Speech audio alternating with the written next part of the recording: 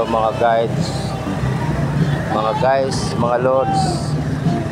Dito po ako ngayon sa tapat ng drugstore. Ayan po, drugstore. Ayan po. Pero mga guys, naalala nyo po ba na mahigpit na ipinagbabawal ang drugs? Naalala nyo po ba mga guys na mahigpit na ipinagbabawal ang drugs?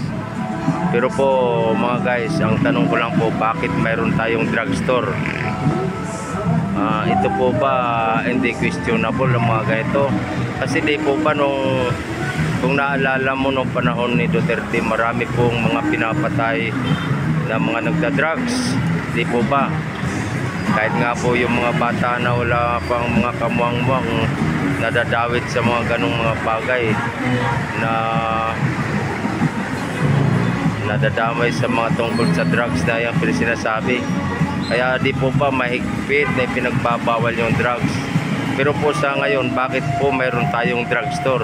Ano po bang kahulugan ng drugstore na ito? Kung sa Talog, di po ba tindahan ng mga drugs? Tama po mga guys, di po ba? Yan po, drugstore. So, ito po drugstore na ito. Ano po ba masasabi niyo mga guys?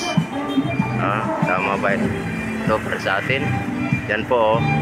Kaya po ako nandito dahil tinitingnan ko maigi bakit po bawal na bawal ang drugs pero mayroon po tayong drugstore. Di po ba? Yan po, drugstore. Nandiyan po ako. Okay po ba?